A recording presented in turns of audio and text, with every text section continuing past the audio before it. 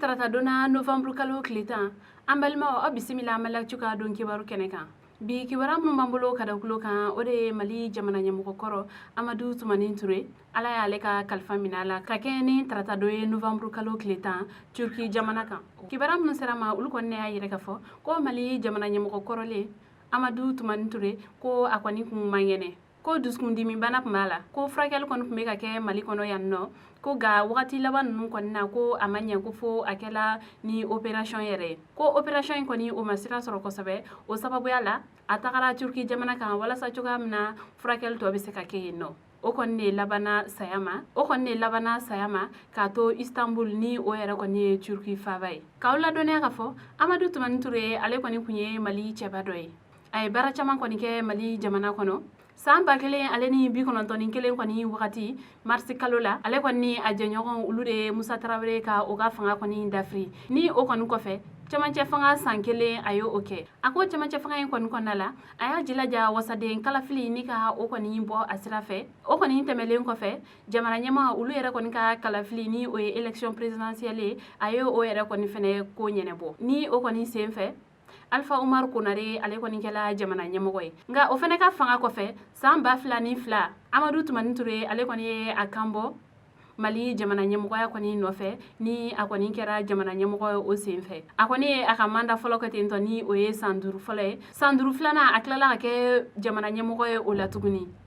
o sanduru flana laban ko dindela kalo damado soni election kura koni nche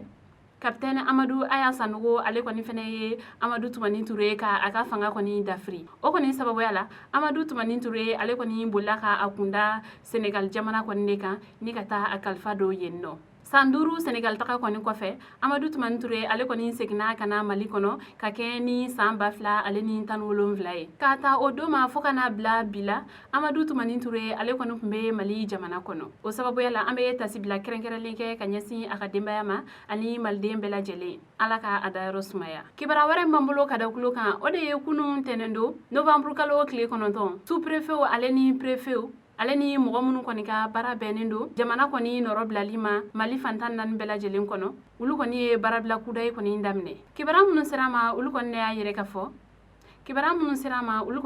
ka fɔ sous-préfet ale ni préfet olu ka hakɛ ɲini jɛkulu ani u ɲɔgɔnna wɛrɛw olu kɔni farala ɲɔgɔn kan ni ka barabila kudayi dɔ kɔni daminɛ ka da ka laɲini minnu kɔni tun bɛ u ni mali jamana ɲɛmɔgɔw ni ɲɔgɔn cɛ ko bɛnkan kɔni ma sɔrɔ olu la kawla do ne ka fɔ soni ni ma ko falen nun kɔni ka taa ni barabila kudayin kɔni na u kɔni ye tile 15 barabila dɔ kɔni kɛ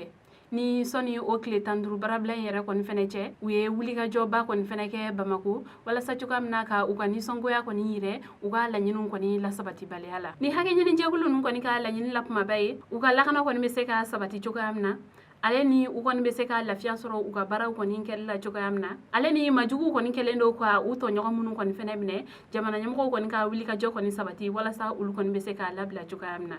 ni ma ko falen nun kɔni ka fɔla ko ni ye olu kɔni kɛlen ka baaraw kɔni bɛɛ jɔ fɔlɔ ko fo ka taa fɔ olu ni jamana ɲɛmɔgɔw kɔni bɛnna fɔla kibara wɛrɛ man bolo ka da kulo kan o de ye UNTM ni ale kɔni ye mali baarakɛlaw olu kɔni ka hakɛ ɲini jɛkuluba ye ale kɔni bolofara dɔw kɔni bɛ yen nɔ ni a kɛlen bɛ ka barabila dɔw kɔni boloda November kalo tile 19 ka taa bila a tile 20 na a bolofara dɔw kɔni bɛ yen nɔ olu kɔni y'a yɛrɛ k'a fɔ ko olu kɔni sen tɛna ye ni barabila in na kibara minnu sera ma olu kɔni y'a yɛrɛ k'a fɔ ko DAFU ale ni DRH ani CPS ale ni DFM ni jɛkulu naani olu ka hakɛ ɲini jɛkulu mɔgɔw y'a yɛrɛ k'a fɔ ko UNTM kɔni ka grève kɔni bolodalen filɛ nin ye ni o ye a ka tile 3 barabila ye ko olu kɔni sen tɛna ye o la ni jɛkulu kofalen nun kɔni y'a yɛrɛ k'a fɔ ko olu sen tɛna don ni barabila in kɔni na ko sabula ko caman kɔni b'a kɔnɔ olu kɔni ma mun faamuya ko ulu kɔni bɛ mun ɲini u ka tɔndenw kɔni fɛ ko nin don kɔfɛlen ninnu na ko u bɛɛ kɔni ka baara kɛ ko i n'a fɔ kɔrɔlen kunnafoni kuncɛla kibara wɛrɛ man bolo ka da kulo kan o de ye kunun tɛnɛndo November kalo tile 9 majugu dɔw kɔni kun kɛlen bɛ ka bingalikɛ wale kɔni ta ka ɲɛsin Bajankara dugu ma kibara minnu sera ma olu kɔni ne y'a yɛrɛ ka fɔ ko tɛnɛndo ko marifatigi dɔw kɔni kun kundalen do Bajankara kan ni u kɔni kun bɛ ka bingalikɛ wale ta ka ɲɛsin nin dugu kofalen ma ko ga ko mali finitigi minnu kɔni tun bɛ nin yɔrɔ kofalen na yen nɔ ale ni donso minnu yɛrɛ kɔni bɛ nin yɔrɔ kofalen na ko olu kɔni wulila k'u jɔ ko walasa cogoya min na ni majugu ninnu kɔni ka bingalikɛ walew kɔlɔlɔ kɔni kana se dugudenw kɔni ma ko o kɔni sababuya la ko ni ma ko falen ninnu kɔni mɛla ɲɔgɔn na kosɛbɛ nka an bɛ wagati min na i ko sisan an b'a kibaruya jɔnjɔn kɔni sɔrɔ a la ka dɔn n'o y'a sɔrɔ ni ma ni tora a ko da fɛ walima ni ma ni ma to a ko da fɛ nka kibaruya wɛrɛ mana sɔrɔ o kɔfɛ an b'o da aw tulo kan